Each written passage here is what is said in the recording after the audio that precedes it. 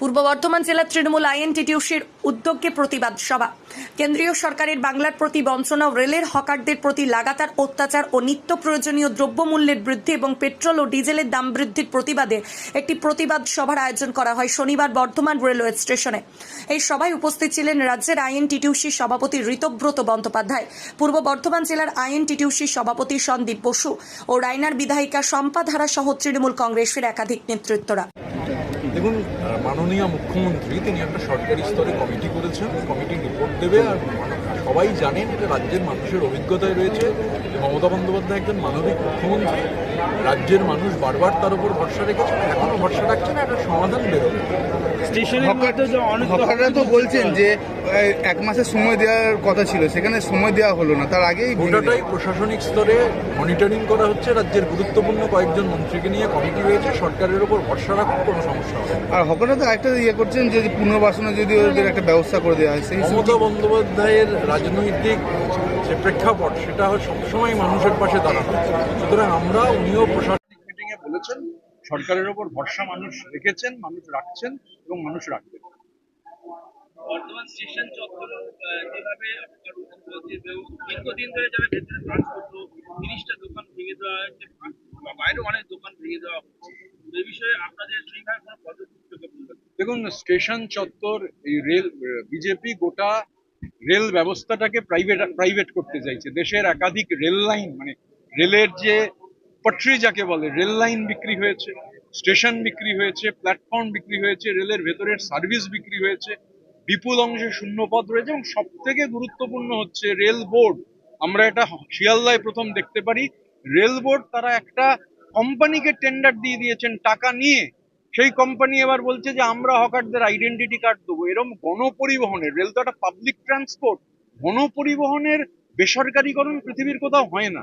এই সমস্ত কিছু বিক্রি করে দেওয়া, দেশের সম্পদ বিক্রি করা বিজেপির একটা এজেন্ডা। আর এর মধ্যে ঘটনা ঘটেছে, একজন রেল শ্রমিক, রেল হকার, তিনি মারা গিয়েছেন আরপিএফ এর অত্যাচারে। এগুলোকে নিয়ে আমরা অগাস্ট মাসে কেন্দ্রীয় কর্মসূচি আমাদের রেলওয়ে হকার ইউনিয়নের উদ্যোগে গ্রহণ করা হয়েছে। জেলায় জেলায় কর্মসূচি হচ্ছে। এর আগে হুগলিতে হয়েছে, আমাদের হুগলির সভাপতি আছেন। সব জায়গায় আলাদা আলাদা কর্মসূচি হচ্ছে। কেন্দ্রীয় কর্মসূচিটা 21শে জুলাইয়ের পর অগাস্ট মাসের শুরুতে হবে।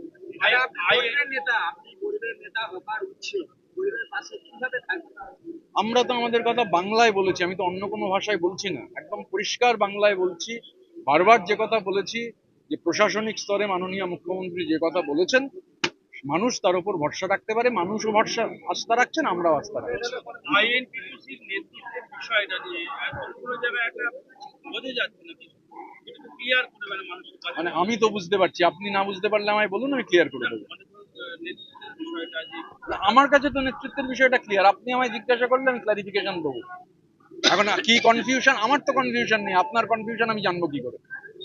আপনাকে তো কনফিউশন বলতে প্রাক্তন সভাপতি তো অনেকে আছেন। আর যেখানে ধরুন জেলার যখন একটা আপনি একটা বলতে দিন, আপনি প্রশ্ন করলে আমি আর যদি উত্তর দিতে না পারি। দেখুন, একটা কর্মসূচি যখন হয়, এখন 21শে জুলাই এর আগে বহু কর্মসূচি চলছে, নিশ্চিতভাবে হয়তো অন্য কোনো কর্মসূচিতে ব্যস্ত রয়েছে।